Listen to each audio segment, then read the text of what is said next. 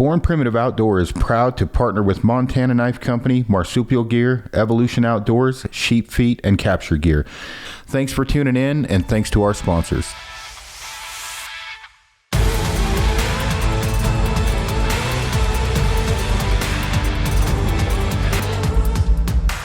Good enough.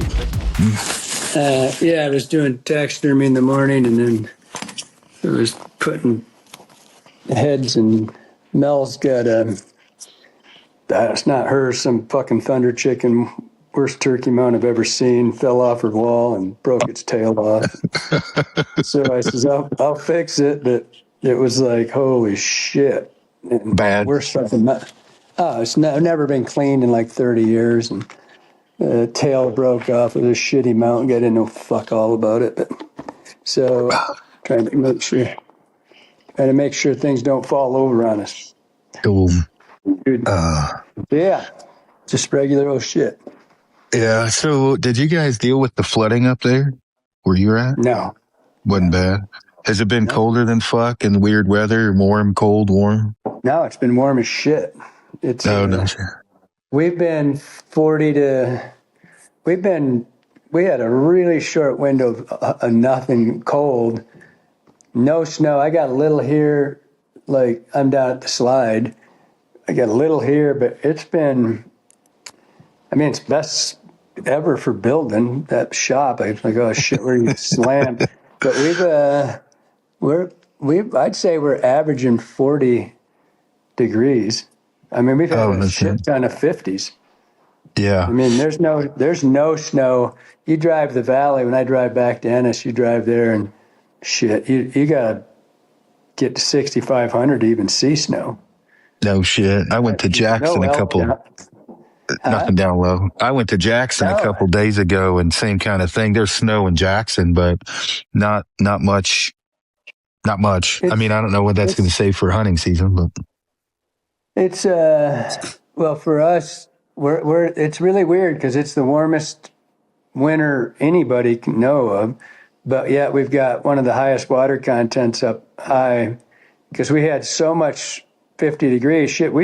Big Sky, I don't know what they lost that one week. It rained so much, they lost like, I don't know, a couple feet of base, right? Yeah. But that's great, goes into the water table. I think Yellowstone's at like 123%. Oh, no shit. Yeah, they got snow, but we got nothing. Been beautiful. Shit, I was just looking at the forecast for next week when we're going to be pouring the foundation for the shop. 50 degrees. No shit. I don't know. I've never seen anything like this. No, not in February. But it's great because we got the water. We got all the water in the world, you know. Yeah. And none of this shit means anything. It's all about March and April anyway, getting that when it comes in then. So, yeah. And there's enough snow for the skiers, so. Yeah, well, that's important. So I wing these podcasts and I never prep for them. So one thing I was going to ask, they're way better when you wing them. So listening to your podcast, which I don't listen to all of them, but quite a bit of them, where did you find your little partner in crime? Did he just show up one day and be like, fuck, I want to get out of my life? Or where'd you find him? I wish he'd get out of his life. He's still a liberal. That's funny. He and another friend of his applied. I think they were here fishing, and then they saw the job, and they did a group resume, and it was a total joke. I mean, it was just they'd take pictures at like football games and superimpose my head into the pictures, and just the dumbest fucking thing you ever read in your life is their favorite bird, blue-footed dodo. What the fuck is that about? And the next thing you know, there's a picture of me with some coach in an NFL game, and it was just. But I had met them the year before, and they were pretty badass in their drive for fishing. Right? They were doing all-nighters. They were fishing all night on the lakes and in the rivers, and I don't think they get that there's things that'll eat you out there. So, but I hired them both to work the shop. They're both really smart kids, you know. And I don't know, I think it was the second year, he just asked me, he says, you know, I'd really like to get involved with something different and and brought up this podcast. And I said, Chris was trying to get me to do that for 8 years, and I wouldn't do it. I didn't think anybody'd listen. I didn't listen to him. I don't know anything about him. Now I'm addicted to some bitches. Yeah, I same. listen to other people's. I mean, I'm out in the shop, and I can listen to that. But I think, and then he just came to me and he said, "Listen, let's shoot I want to learn to do this." And he learned it completely on his own. He knew nothing, but I've done a lot of podcasts, and he had April Volke came to interview me, and we did I think that was a 9-hour deal. 9 straight hours. And so, and her, and we sat for 5 hours just asking questions. But her camera guy is one of the best in the business. And so he got to be buddies with them. And he said, let's just shoot one. If it sucks, we won't do it. And he basically just did it on his own. Yeah. He didn't know how to turn the fucking camera on. He had no idea. He had to have Chris showed him how to set his ISOs and all that shit, and he winged it. And he's just been learning as he goes. So it's been good. I mean, as far as like, I don't know how you are, but I got to listen to somebody that's like me, or the same kind of, cause I've listened to some fly fishing podcasts that I was just going to take a knife and fucking stab myself in the eye when I got done with it. You know what I mean? I'm like, for me, even if it's extremely informational, it's pretty hard. I'm not going to mention any names, but maybe a newer age, different thinking than I was raised type of a podcast. There was a spiel a guy did about, he got new gear and new camo shirts and he was a fish assassin. And at the end, he was like apologizing for it. And I'm like, man, what the fuck am I listening to? Like, I was just like, what? So that's one of the reasons catering to you is you're a little bit, maybe raised more like I was, right? So it's a little bit different, but how like how like on a day-to-day basis that like you're knowing like guiding and the hunting side of things and every day-to-day people coming into your store, is it like when I go to Boulder, Colorado to people watch where I'm like, what the fuck's gonna happen next? nothing's like fucking Boulder. Is it do you get it's pretty cool there once? So I saw some 6'5" guy put himself in a 3-foot box, 3x3 box. I'm like, he's got anything like it in my life. No, it's not at all. It's it's not.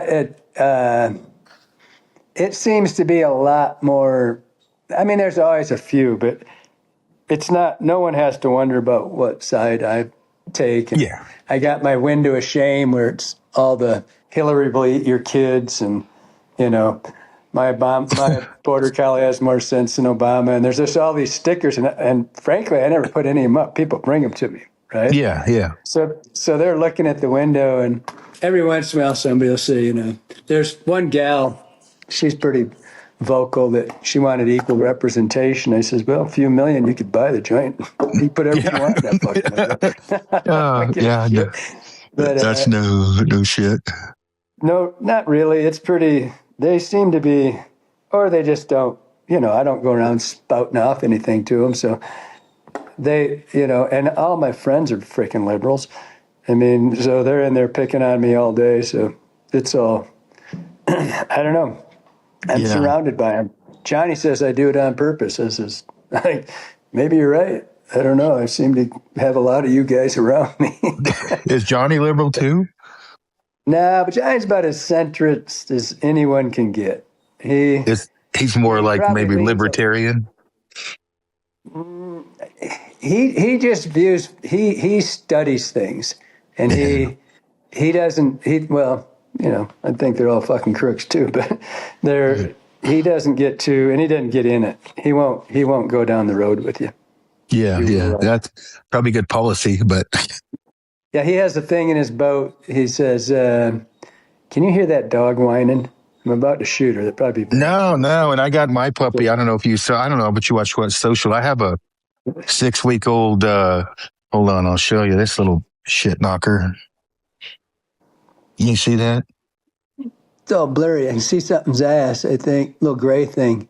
Yeah. I'm in the way of it. My picture's in the way of it. Yeah, I see it. Let's see, healer. Yeah, so I got Healer? 250-pound Pyrenees and then a 4-pound healer right now, but none of them are talking, so I feel your pain. But so, watching, a ton of your different stuff or whatever. So Johnny has been with you for how long? 23 years, I think. And did you know? Go ahead. No, I didn't know Johnny. No. Did you know he was going to be special? He seems like a different kill human. Son of a bitch. No, I wanted to kill him. I almost did. It was a kind of a strange thing. He was drinking a lot and kept wrecking cars, and I was getting more and more pissed. And then one day I got out of I used to work out at 5 a.m, so I get it done and go fish at night. And I looked out on my wood pile and the fucker's sitting on it. And I went out and I just got raged. And I just said, "Anybody dead?" And he goes, "No." I says, "You need to get your ass off my fucking property right now. I'm going to beat you to death." and he said, "Yeah, I know." And he started walking. I swear to you, Aaron, I swear I heard a voice about 5 feet behind me and about a foot above me say, "He's a really good kid." I swear to you, I turned around and looked to see if somebody was fucking standing there. Yeah. I turned around, I'm like, "What the fuck? Am I loony?" And I said, "Unless you can just stop all this shit." And he turned around and he said, "Are you serious?" And I said, I wanted to say no. I really did. I had some sort of fucking out of body shit going on that everything about me just wanted to walk over and T-bone that fucker right in the forehead. Yeah. And he changed instantly. He just stopped all of his crazy shit. And greatest thing that ever happened to me, because that guy is, oh my God, he's the best guy I've ever seen, probably the best person I've ever known. He's just that guy.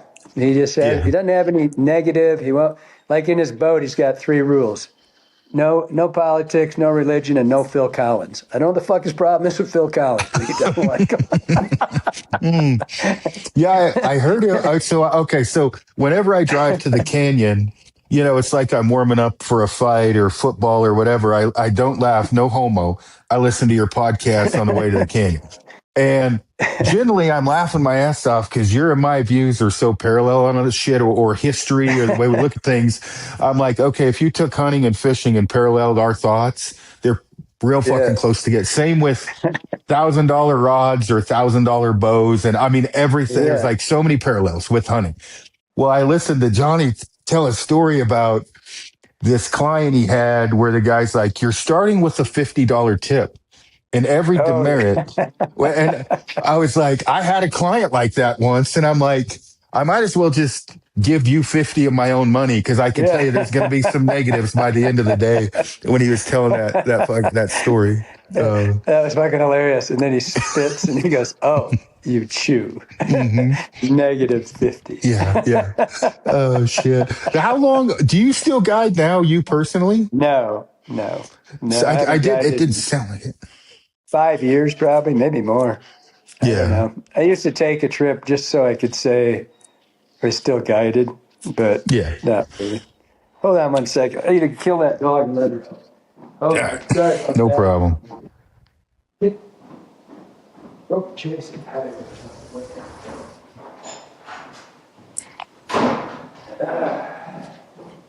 It's been outside for 6 hours in the snow. I think that's enough. Freaking coyotes are going crazy up here. I don't know what's going on. I tell you what, if I was looking for a girlfriend, now would be a great time because this dog is a pussy magnet. Like, I don't know if you've ever seen Borat, but if I was looking for a girlfriend, now would be the perfect time because I can't go anywhere with this puppy without everybody molesting this dog. But it's good for They are the greatest things ever. Yeah. So how many guides do you have? There's, I don't know. Full-time, just me guides, like a half a dozen, but we've got about 14 that we work with. And gotcha. It's just, there's a lot. We run a lot of a lot of the guides that worked for me before are now outfitters, so they're not really, they're on their own. And then, but they still book through me. I mean, they still do a lot of trips with us. So, which is kind of, I would never do that. In the old days, I wouldn't let any of my guides become outfitters because they try to steal all your clients. And but there was just a couple, I don't know, 2 or 3 shithead guides that didn't get their stuff in, and it is such a pain in the ass because it's all on me, right? And I ask them every day, did you get your shit, everything done? Oh yeah, boss, sure, everything's done, right up to date. And one son of a bitch didn't have none. I must have asked that guy a dozen times, and that cost us 6 weeks of man hours, an enormous amount because it was hundreds of trips, right? And so we had to call everybody. Of course, a lot of them hung up because they thought it was a scam. And, you're trying to, hey, it's Kelly, it's Johnny, whatever. And because all they have to do is write their name and their ALS number, and where they put their boat in and took it out. Yeah. Not a big ask out of somebody, And so, and then then the guys started getting their outfitters, and I said, it doesn't mean shit to me. That's on them, right? And their insurance and all that stuff. So, and I didn't have anybody try to steal customers. I just, they basically just started doing their own thing, and on the off, they could book themselves when they wanted to. So, yeah. So do you generally make well, I mean, you tell me to fuck off. This is somewhat of a financial question. Sales in the store compared to guiding, compared to your guides, is the guiding overly profitable, or is it just something you kind of have to do because you have a fly shop and you make some money with it? Or are there days where you're like, this guiding thing is a pain in my ass and I don't want to fuck with it anymore? Well, again, back to Johnny. Johnny's my head guide. Johnny's a lot like Rip. Right, he's a nice guy, kind of, but he's a big guy, and he doesn't tolerate bullshit, Yeah.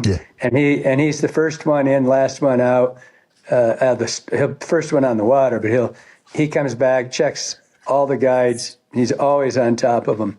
And I guided for almost 45 years, right?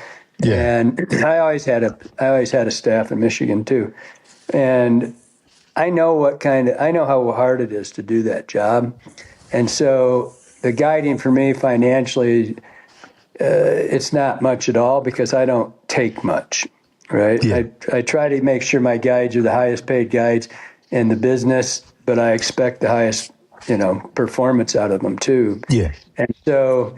I mean, I know guys that make 3 times what I pull out. I mean, I know guys that are working for $1.60, $1.80, and I'm like, holy shit, dude! And we pay their shuttles, and then I don't know, they make a lot of money.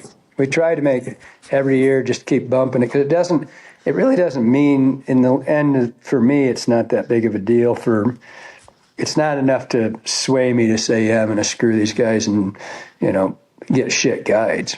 My guide staff is, they're always here. I don't have a shithead in the staff. I mean, they're all superstars. And you give most of it back then to the guides, and you get a little bit out of it for run. Yeah, I take a little bit. I don't even know what I take. I don't even take $200. I don't think.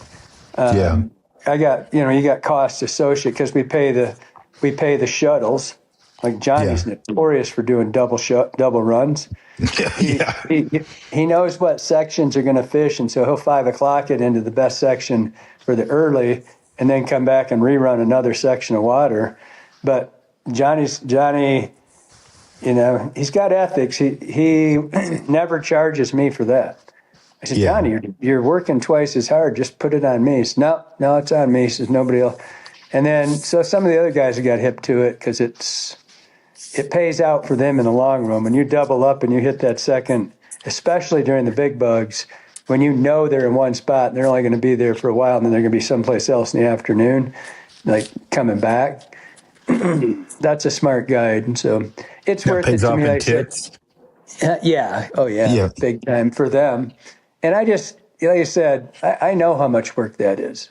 These son of a Yeah. bitches that just jack these guys and take a big chunk, never put a fucking hand on an oar in their life. Yeah. You know, there was one in West Yellowstone that they always talked about. That submission never guided a day. And I don't know how much. It was ridiculous. One of the guides told me that what they pulled, what he got. And I'm like, dude, you could walk into this place and double that instantly. Instant. I mean, and that's one of the biggest outfitters in the state. And just jacking their guides. I don't know. I did it too long. What do you charge for a half and a full day? We don't do half days. It's too. We do, but it's our. I think. God, I should know this question. Hey Johnny, fuck. I think it's $650 For a full day. Yeah, and a half day is $550. I think we just don't. There's like GRG does up in the Gallatin.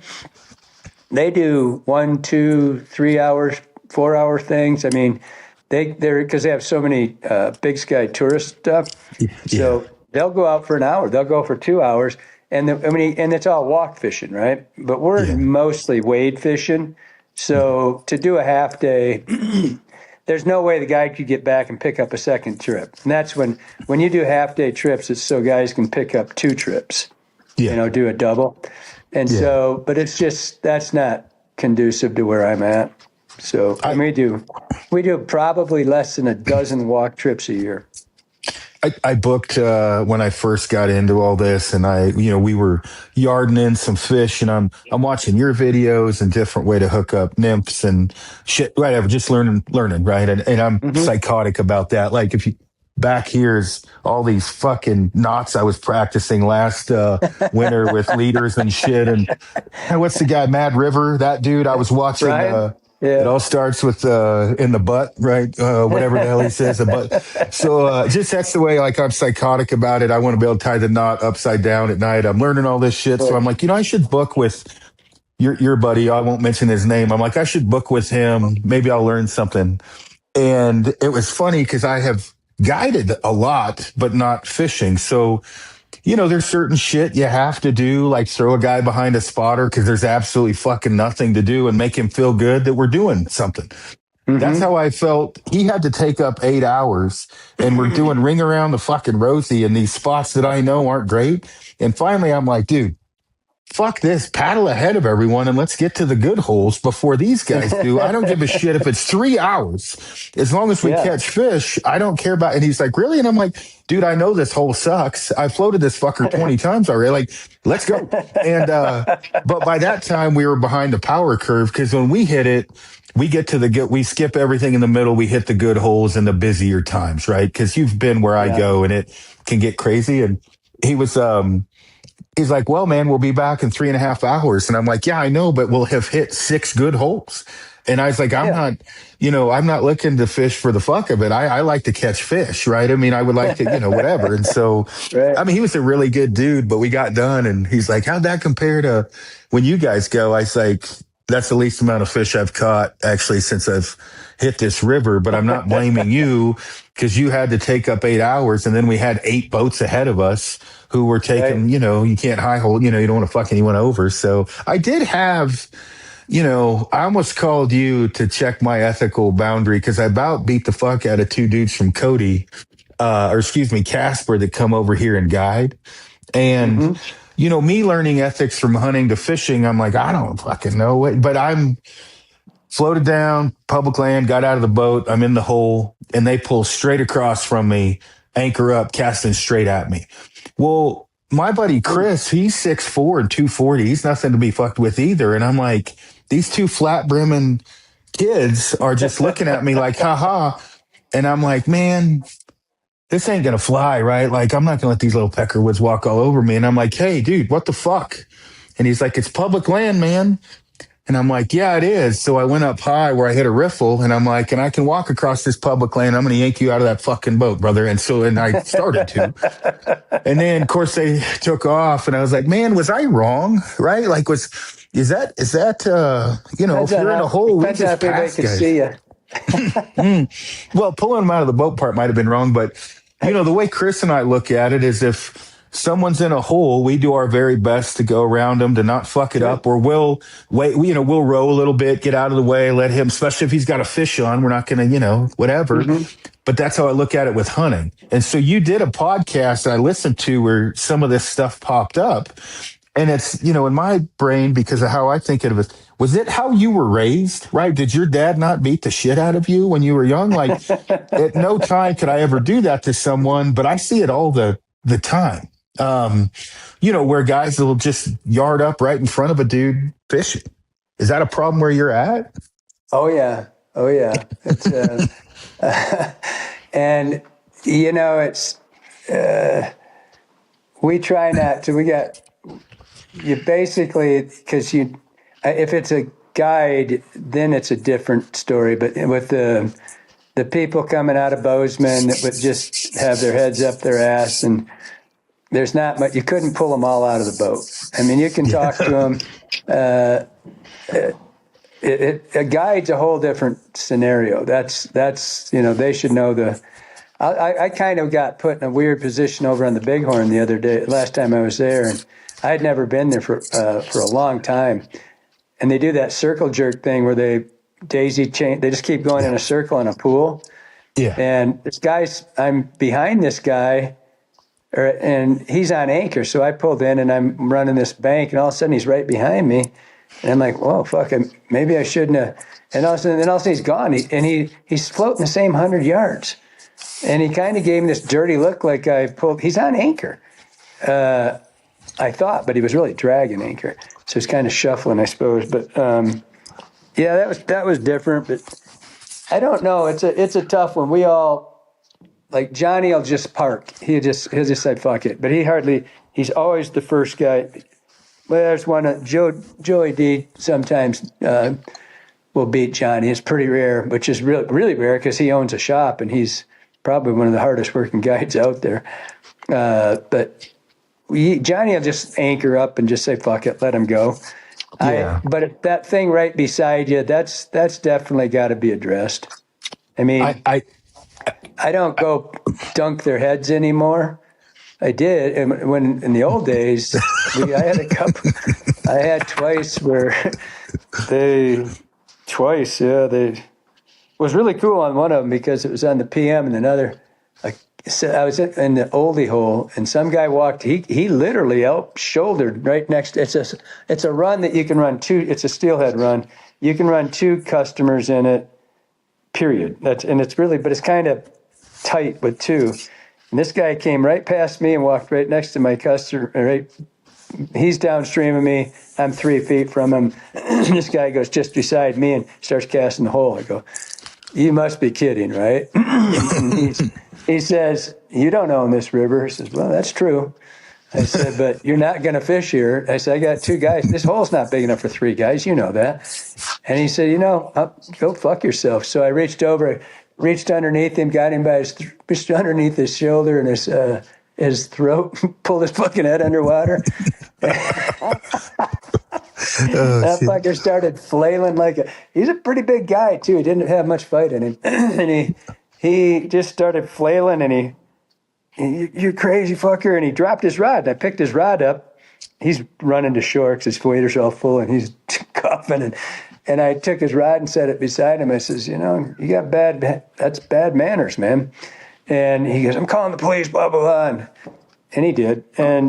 But it's his word against mine that he just fell in. But there was another guy up on a hill watching. And man, and he worked for a big shop there. I don't know what he told everybody, but God dang, it was great for about 2 weeks. I pull into a run, guys, just take off.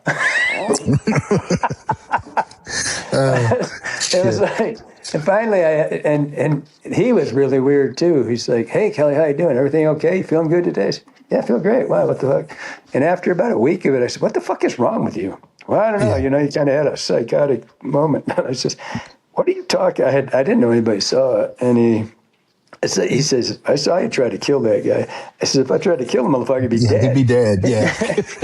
I said, I took him for a swim. He barely got wet. I said, I pulled his head under for a second. I didn't hold it down. I would have, but he got the point and he left. I have a funny story. So we float, you know where we float, one of the areas, right? And we go, we get out. I get out, and it's very competitive there, right? And I'm a known personality or whatever in the hunting world, and I knew there was some people irritated I was floating that or whatever, and so I had heard that. So I get to my truck, and there's a note on my window, and it says, "Stay off of my river. I know who you are. I will find you." And I'm like, well, fuck, I'm right here. Just wait in my truck.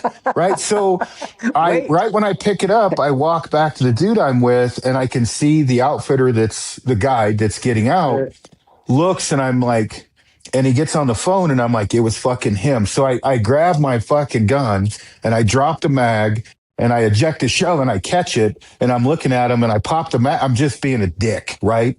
And I'm like doing this, like, you got something to... Fucking 3 hours later, my buddy calls me. He's like, did you get my note? And I'm like, what? And he goes, that note, dude, I left it. And I'm like, for the love of Christ, dude, I about fucking killed a guy. I'm like, you can't do that shit. I was like, I thought it was the guide. And I talked about this on another podcast, and he was like, dude, my wife told me, she's like, you better call him and tell him, because I get if somebody wants to talk to me and say, hey man, don't post photos of this, or it's I get it. Right. But it's no secret where I fish. Right. I mean, it's pretty well known. So, but I thought it was this guy trying to scare me. And I'm like, oh, you wrong fucking guy, dude. Like, yeah. So I ended up running into the dude I scared the fuck out of later and told him the story. And I was like, dude, I'm fucking sorry. He was like, man, I didn't know what I did. I just knew my only option was jump in that boat and float down the river because you looked pissed. And I was like, and you'll know him. I'll mention him later. He's a guide here, right? I mean, he's a guide. And I was like, dude, I thought you wrote the note. He's like, I would have done the same thing. He's like, I would have been pissed too. And he said, but when you started coming at me, he's like, first, when you caught the bullet, I about shit my pants, because he was like, this guy's, and I was like, man, I'm sorry, dude. I'm so fucking sorry. I was like, I'm sorry. He was cool about it though. So one of my guides, it was one of the, it was like Braden, or not Braden. It was one of those not very non-confrontational guys. Right. And one of the other guys always fuck with people. He wrote one of those notes, left it on his. And all shelled. I mean, he did. There's all hell broke loose, and they were gonna go midnight get this guy. So finally he said the same fucking thing. Did you get my note? And he goes, what are you talking about? He goes, you stupid son of a bitch. He goes, yeah, I forgot to tell you. Oh, Lord. It could have gone really, like yours could have went really south, but luckily they haven't. We got a thing around here with some son of a bitch is cutting tires. That one's, I don't know what's going to happen when we find that, what that guy's going to do. But he cuts 2 tires too, so you can't change them. Change them, yeah. Probably, I don't know, 200-300 in a summer. Oh, I don't mean that bad. Then, oh, shit. He hit like 15 guys in one parking lot one day. And we all think we know who it is, but that's dangerous ground. You think you know, but... you need confirmation. Yeah, it'd be bad to have your buddy call and say, hey, I was just kidding when I said, well, he's hanging in a tree right now. It is weird. We're bullshit though. It is weird, the parallels of fishing and hunting, as I've gotten more and more into fly fishing, because you do have like the $1,000 rod bow where it's like maybe just learn to fish kind of a thing and not worry about the gear. And then you have the whole, right, and the guides and the experiences. And then also like I would compare Euro nymphing to using a crossbow. I mean, I don't know. Like it's Don't get me wrong, my buddy Euro nymphs, and he beats my ass a lot, right? With Euro nymphing, but It's then so you hard to have, beat it. Good. You can't dude. beat him. I mean, I was not, like, he uses tungsten heads. He'll go into a run that if I'm, I'm dragging bottom a little bit, right? So I'm catching more where he's got 11-foot rod and, bouncing it down or whatever, like tight lining. And he'll have 6 fish before I catch one. And I'm like, dude, what the hell? And I'm like, maybe I need to turn gay, right? Maybe I need to Euro nymph. Like, holy shit. It's effective. Devin Olson's here. So he's kind of a legend in, whatever in that Euro Huge. nymphing world. Yeah. Huge. I mean, doesn't get better than him.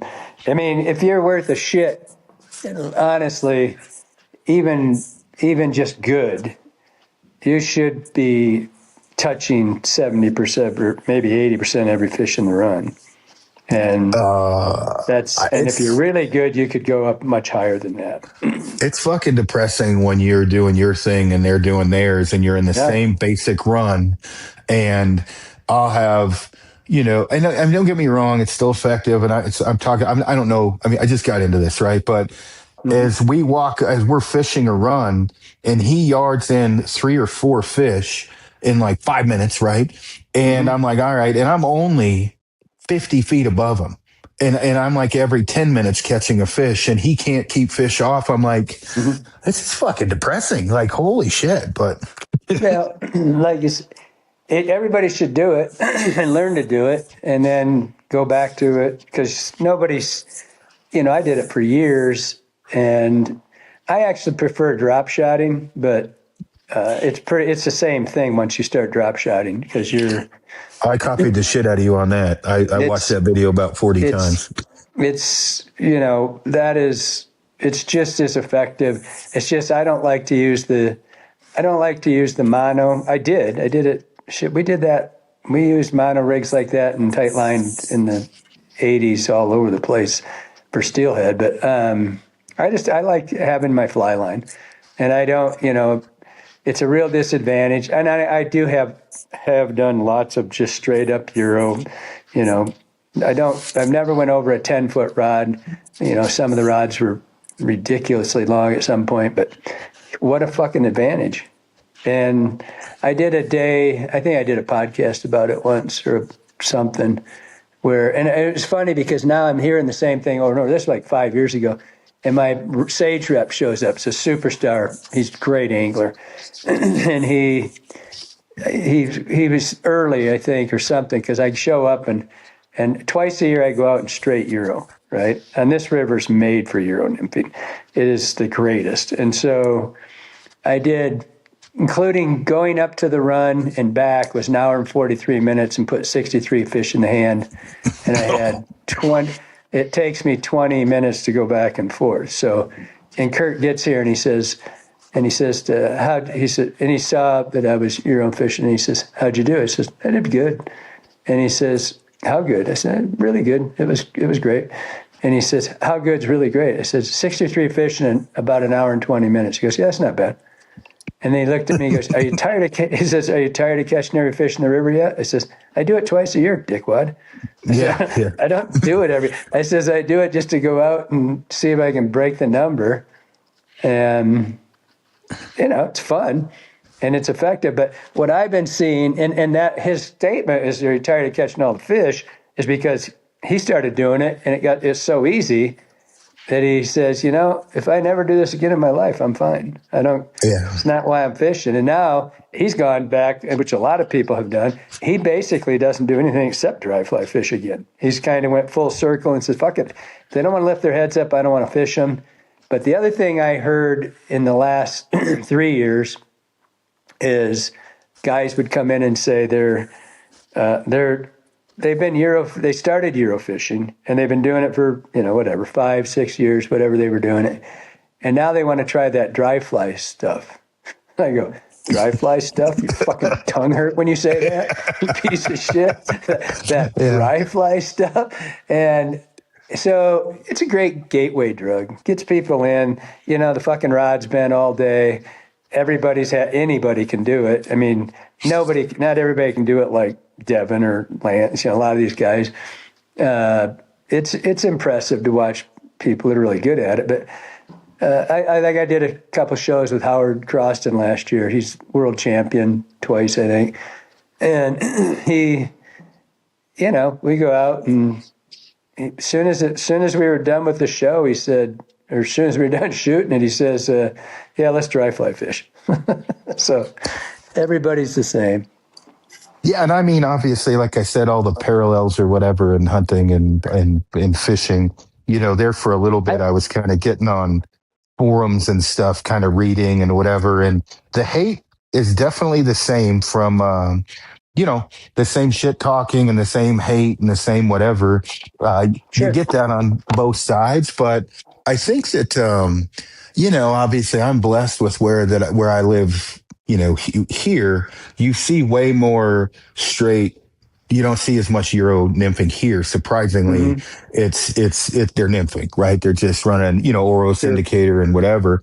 The streamer thing, like, I'm still learning that or whatever. Like, you don't see guys streamer fish here as much as I thought you would. In comparison, and I'm just saying this because I run into so many people while I'm, out there, but I went out once because I hadn't fished the area where I'm at with Rapalas before or Rapalas, or anything like that. Oh, fuck. It's like cheating. Holy shit. It's wonderful. Oh, dude, I went out and, for me, if I fish a good half day, 3/4 of a day streamer and I hook on to 3 browns, I'm, or a couple rainbows, but you know what? I'm pretty excited, and I've caught some decent browns in there. Shit, I hooked 3 browns in 10 fucking minutes with an X wrap. I mean, I was like, wow. Yeah. Way to get into the soft plastics, isn't it? Really. You take a 3.5, 4-inch paddle tail swim bait with a, I don't know, 1/8 ounce, 3/16 jig head. You can't get that son of a bitch back to you. So they eat the shit out of it, though. The problem is you got to take it like a dozens with you because they tear them to pieces. Buddy of mine here, I tried that once. I took a Marabou 3/16 1/8 ounce Marabou jig, and I took a power bait gulp and just hooked it in the face.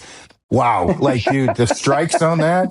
But what I started doing is my buddy Chris started tying the flies to mimic that look. And so what I did. I mean, yeah, that's right. Chris was like, "What'd you use?" I said, "I had a chartreuse 1/8 ounce Marabou jig, and then I hooked a kind of a whitish brown gulp to it."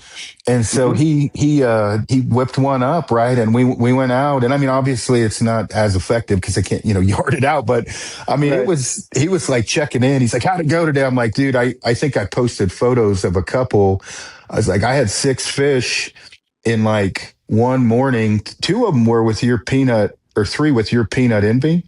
The thing I'm learning now is obviously first was color. Now is like, okay, this run is a lot better for like a jigging style.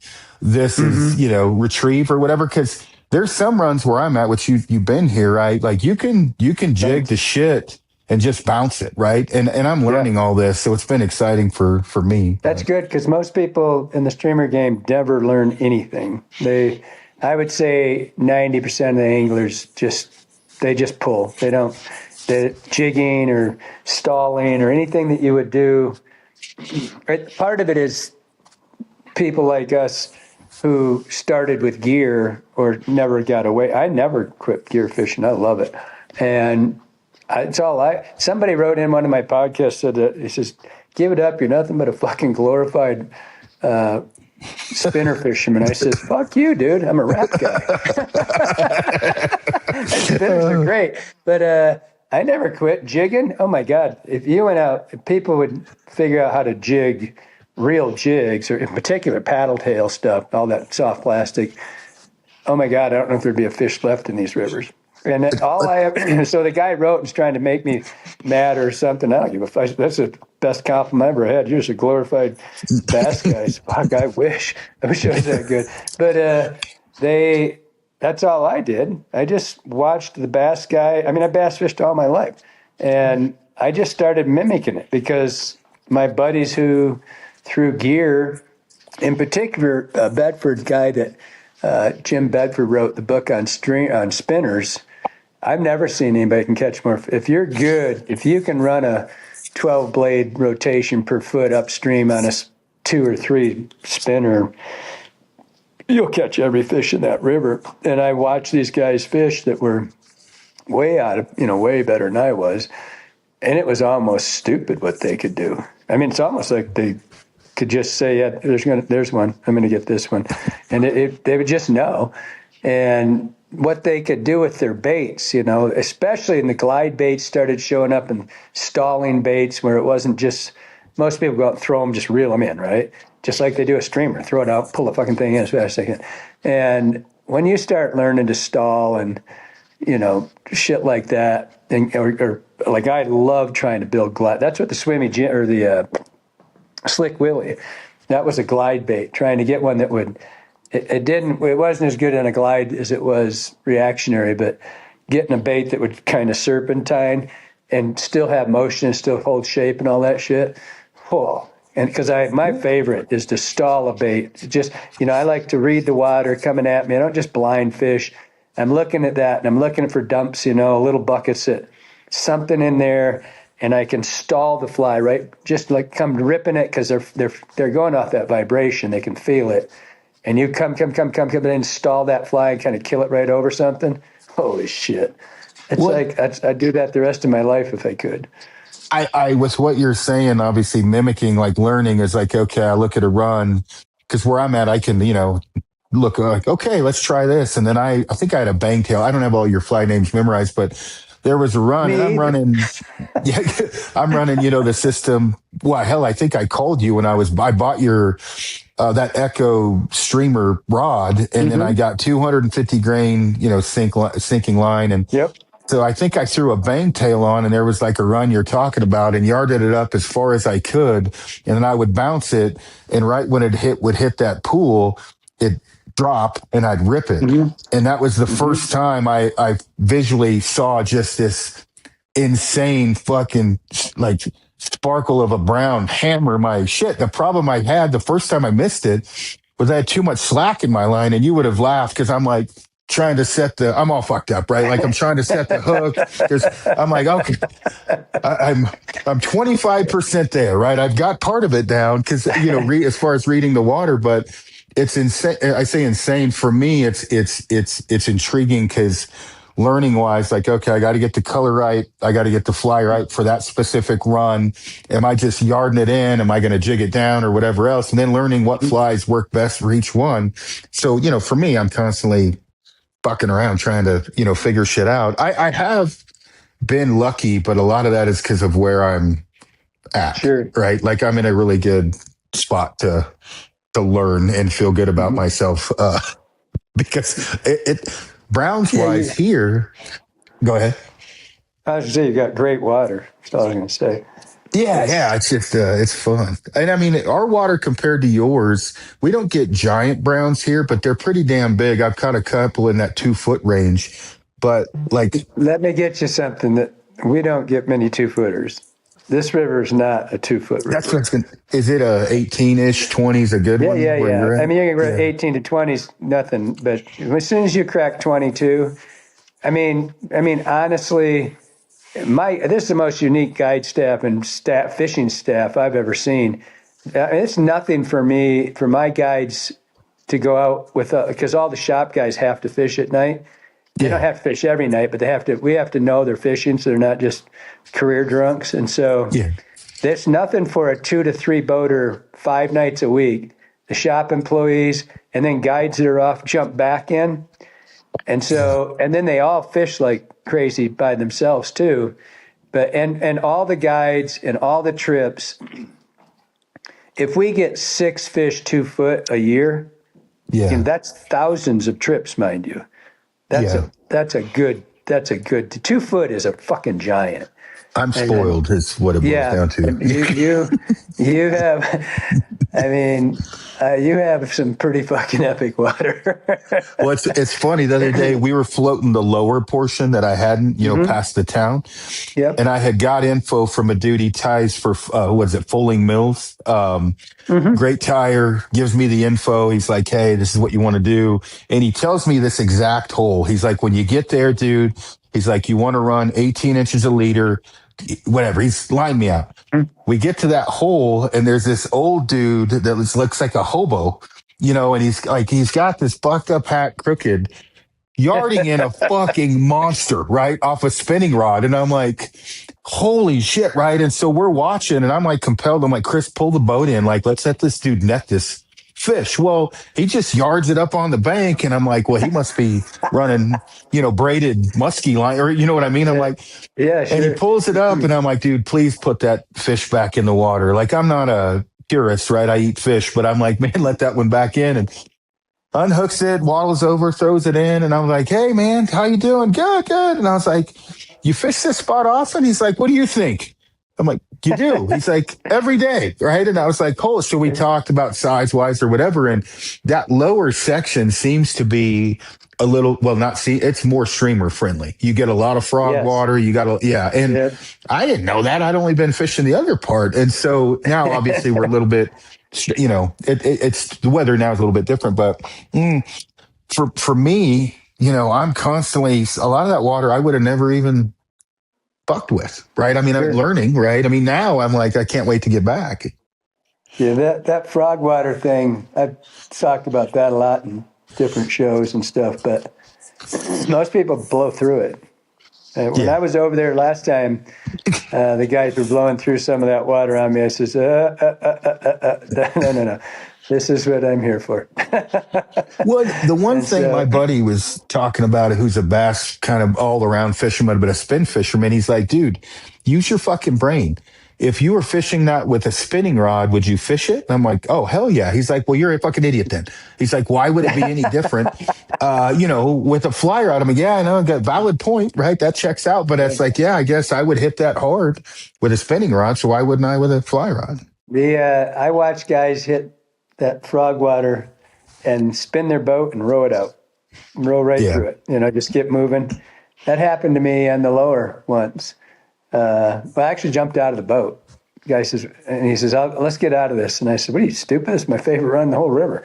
And he goes, whatever. And I jumped out of the fucking boat. And he goes, are you serious? I go, yeah. I mean, just wrecked it. And kid said to me, and he's kind of a new kid, but he said, God, I never fished that. I said, yeah, I could tell by the way you got the fuck out of it. And just crushed the thing, right? And I don't know. They're night eaters. They're nocturnal. We're lucky that they eat in the day, but they don't want to buck the current. They just want to be they don't want to do anything all day. They just hang out, get fat. So I tell you, some of the other mistakes I've made is when you go from nymph ring to streamer to dry fly in a day, as far as hook set.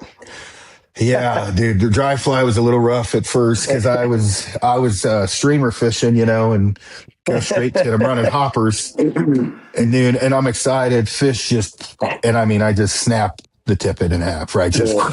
And my buddy's like, send him up into the field behind you. Oh yeah, I definitely have had to work on that, but it's fun, right? I'm learning, but the hopper, so I get to fish the Dunor here. Have you ever fished the Dunor? Where Walt Disney owns? Yeah, we were going to. Yeah, we didn't get to though. I got a permission to go all the way up that valley and fish it, and it's like a movie, right? I mean, just running hoppers right off the bank, and you can walk down the Dunor. You want to talk about good drifts? I mean, as far as you can walk, you can drift, right? I mean, you can. It was unbelievable, and it was one of those things where, like, I hit it and it looks like some shit Bob Ross painted, right? I mean, it's just unbelievable. And then I'm like, I might run a hopper dropper, and then I'm excited, so I just throw on this giant. What do they call that? Chernobyl. Like, I don't know, fucking giant grasshopper, right? Mm-hmm. And I'm like half-assed looking back, looking for grizzly. There's a lot of grizzlies in there. And I'm looking for grizzly tracks. And I'm like, good. And I already have a fish on. I wasn't watching my fly. So I go and I'm, oh shit. And so then I probably for 6 hours straight, I never not caught a fish, right? I mean, I see within reason. I mean, it was pretty amazing, but I took a 3-weight in there, like an 8-foot, 7.5-foot 3-weight, and it was fun. I mean, it was unbelievable. But I mean, I'm blessed with where I live. That's pretty amazing. A lot of those creeks. That's where we actually get bigger fish in the creeks than we get out of this river. Yeah. I mean, there's just too much. It's just too fast. It's a never ending. When you get a big fish on this river, it's usually lake fish coming up, or, they're out there. They're out there. They're just usually pretty savvy. But yeah. I mean, they definitely get smartened up. I'm sure from all the the pressure. The one thing good about where I'm at, I mean, whatever, but like usually February, March, the coldest time, we're out there. He wear heated socks and dress like that fat kid on, what was a Christmas Story, right? I'm bundled up, but I mean, there's not anybody hitting it really. And it's good. I mean, it's good, but same here. We don't have anybody fishing now. Yeah. Nothing. And it's the best dry fly fish of the year. It's the midge fishing is unbelievable right now. Yeah. You get about a 2.5 hour window. How much are you getting to fish now? Do you fish quite a bit still? I could. I'm not right now just because of this build out of the new store. I've been kind of batshit crazy with all that. But and in the winter, I don't fish as much as I used to, but I can go out. I mean, I could throw off my front porch to the river. And I just want to, the winter, I do like to do it. I like to fish the midges in the winter because it's all dry. And it's probably the best dry fly fishing of the year, really, because they pot up. They look for specific types of water, pretty soft stuff, and nothing to have 20, 30 fish in a pool feeding and pick them. But they're not really getting after it too much. They still fight pretty good, but it's shorter. It's really, which is kind of nice because you can do them. But it's like I said, if you get a great day, 3 hours of really, really good dry fly fishing. Yeah. And then I usually call it at that. But this year's pretty non-existent, really, just because. Next week we pour concrete, which is unbelievable for us because I sent the concrete guy the picture. He's done 3 or 4 things for me in winter and off season before, maybe more than that. A couple houses. It's always sub-zero, and I just sent him the picture, and it's 50 degrees the day we pour. It's like it's crazy. There's no snow. It's great. So, and the access is unbelievable. But this river always has chunk ice in it, like flow ice in the lower. So it's you got to be in the upper river to float it. You get down below. It's got to be a pretty unique day where you don't get that morning flow ice. So it's mostly up here. So it's pretty good. Or go down to Idaho, down on the Snake. That's always good. I actually have a funny story to tell you before we hop off here. So where we can't float, in the canyon, right? So my ex-wife, she and I still get along, and she was gonna float the lower part where you put in and go through town. Mm-hmm. Everybody does that, drinking in tubes or whatever, and so she gets info, and it says it's easy to find. It's the first pull out. When you go in the canyon, they're drinking, right? And they get in below the dam at the first park and try to float that shit-faced, no life jackets and tubes, thinking they're canyon? In the canyon, right? And so she's telling me this story, and I'm like, so I maybe potentially I've been in there when I wasn't supposed to, right? I know what they're about to go through, right? And so she's telling me this story. I'm like, did anyone fucking die? And she's like, well, literally in the first mile, we lost one tube. They're holding on to the other tube, all their clothing, because they had like a little dinghy raft with like a bag of beer and shit, right? And so where you go down a ways and you hit the private land and there's a house. Mm-hmm. They get there and they lost all their shoes and everything. So they're in bathing suits walking up to the highway to hitchhike because They'll probably get a ride. yeah, no shit, right? But when she told me that, I was like, I'm going to tell Kelly that when I talk to him. I almost forgot. But shit. Yeah. Lucky they got out. Well, that's what she was like. It really wasn't that bad, whatever. And I'm like, well, you've never been pinned against a rock in current because believe me, you will die at the best swimmer. She didn't, you don't know what you don't know. But she was like, it was weird because obviously Calhoun is very protective of that spot, right? Sure. And she was like, there was cars honking and it was probably his guides going up to put in, like, what the hell are you guys floating down the river for or whatever? So, yeah. Shit. Yeah. Wow. Anyhow. Well, We were talking about our life paralleling, and I just looked, I don't know why I just assumed it looks like somebody dressed us to look the same. Oh. Got black and white shirts and look at Yeah, no. like we're a couple Bobsy twins. You have to say no homo after that. I don't know if you do. Oh, shit. Well, at some point in time, I'll have to go up there and I'll probably, whatever. How early do you have to book to go with Johnny? It seems like he'd probably be the guy to go with. You better call tomorrow. Yeah. I don't. It'd be tough. If I book with him, don't tell him who I am, and then if you want, I'll fuck with him, like the entire trip. He would love it. Yeah, he's a big dude. Yeah, he is. Luckily, he's pretty passive. Yeah. When he drank more, it was a little different. Yeah. Oh, no shit. Yeah. He's pretty well spoken too, as far as on the podcast he's on or whatever. He doesn't mind giving you shit either, which is always good. I got the same kind of group. The guys like to fuck with me. Yeah. He's becoming me.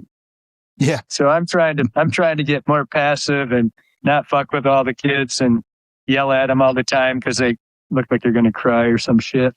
Johnny's just completely turned into me. I ask him all the time. I said, "What's it like? What's it like to be a dick?" It's got to be new to him. Well, it's funny, like guiding. I mean, obviously, I only guide hunters, but like this year, I might have sent you a photo. I had a client, really big, great dude, right? Awesome guy, a little bit short for his weight. And, we see this giant bull and I'm like, okay, give me all your shit. I'll carry it up the mountain. And on the way up the mountain, he's like not doing well. And he's like, wait till you're my age. And I'm like, how old are you? He said 43. And I'm like, I'm fucking 49. Okay. Get up the fucking hill. I was like, dude, get up the hill. We got to go. He was a great dude. It was funny as hell, but you do get jaded eventually. You do get a little, I don't know if jaded's the right word, but yeah. I wore out. It's hard to, there's a new world out there that just not used to getting yelled at like man talk. Yeah. So I kind of just, to Johnny, take over this. I hate hurting all their feelings. Yeah. Do you because you work with Clackacraft, don't you? Yes. So is that what you're running? Like, are they all your boats, or are they the guides' boats, or how's that work? Everybody has their own. Gotcha. Yeah. I always have three of them have. I get my boats every year, and then sell them to the guides. Gotcha. Yeah. No, that works out good. I have a Flycraft, but I know you hate them, so I always keep that on the down low, but I do like that wrap. I just did a podcast about them. Oh, did you? it's not the Flycraft. I like the creature comforts of a hard boat. Yeah. Yeah. The one I just saw a new guy that's doing rafts with a frame that fits in them with a solid floor, but you can still have a self bailer and all that. Yeah, it looked pretty sweet. Yeah, I the one thing the other day, like when we were going over there's a couple dams on that lower section, or not dams, whatever they call them, and we never floated it, so we just kind of took a guess and shot it to where to go over. And like right when we get to it, Chris is yelling, left. There's like a boat killer right in the middle of. But with the raft, it obviously is a little bit different, rides a lot higher and bounced around. You would have laughed though. We shot over it, bounced off the bank, and my fly rods just got lucky, like a dingle ball hanging on a tree limb. Like I was like, oh, thank Lord. But anyway, well, shit, dude, I don't want to take up too much more of your time. I've already taken over an hour. But I just, on that podcast I just did, I told everybody, this river's made for rafts. Yeah. This is so's yours. Yeah. But, I mean, it's just, you don't have to be on your A game all day. Yeah. Well, and I mean, that's one thing is, where I'm at, you have to pretty much try to screw anything up, like try real hard, like you can be pretty shit-faced, float down this and not even look and still be okay. Where other places I've floated not fishing, you could die, right? You can really you mean like going down the canyon and dark with a fucking float tube? Yeah. Dude, but she told me that story because she had gotten briefed on the lower section of you can take a air mattress and float down it, and we drank and been talking about wetting down or something. Yeah, wetting down, right? And I was like, Amy, I've taken you where you were supposed to go. Like you floated with me. She's like, I didn't pay attention. And so she's like, I pulled up and there's a spot where you put the boats in. I thought I was in the right spot. And I'm like, well, I bet in the first half mile you figured out pretty quick maybe it wasn't the right spot. You don't have any service in there. That's classic. Yeah. Oh, yeah. She's lucky. Yeah. So anyhow, well, dude, at some point in time, I'm going to have to come up there and visit and go fish. Yeah, for sure. I actually will probably book here pretty soon with you to go up there and fish because I don't know what the fuck I'm doing once I get up there. So this, it'll be a good year if you come up. You got the new shop opening up in June. So, and that's what I'm doing this afternoon is building the rod. I don't know what you call it, but I'm putting a bar on the other end of it. A bar? A tapper. That'll be good. That's so good for business. You can come in and buy your $1,000 rod, take the edge off before you have to pay for it. Well, I was just thinking, right? It's like the free liquid at the casino, right? Get shit-faced. You can sell somebody easier on $1,000. I shop more on Amazon when I'm drinking than by sober by far. Dude, you have no idea what a fucking junkie I am. Amazon? Fucking $8,000 horse. It was a piece of shit. I had to drive to fucking Colorado to get it. Who buys a horse on an auction when you're drunk? Oh, I tell you what's crazy. Great. Talk about drinking and Amazon is like I'll order something I need one of, but obviously 3 nights in a row I'm not paying attention, and next thing you know, it comes in the mail, and I'm like, why the fuck do I have 3 of these? Like, jeez. I'm the same one. I'll see some tool and there says, but if you buy 3, you get the other ones. Oh, fuck, great. Oh, shit. Yeah. It can get you in trouble. I've tried to cut down on the drinking lately, but I still haven't stopped, but I'm not as much as I was. So, yeah, well, 3 beers gets me just a happy little shopper. Well, the problem with me, might have been a couple more. I don't drink beer. I'm a whiskey guy, right? And so... Dude, at the UFC fights I was just at, like I order triples on the rocks, Yeah, that's dude, it's like $78 for a triple. I'm like, I'm gonna have to tone her down a bit while we're here. Holy shit.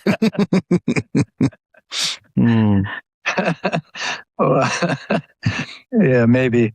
Yeah, it was a good time. Cool. But yeah, look me up if you can. It'd be a blast. Hell yeah. All right, dude. I appreciate it, man. Take it easy. Right. Thanks for coming on. You bet. Thanks for having me on. Appreciate it.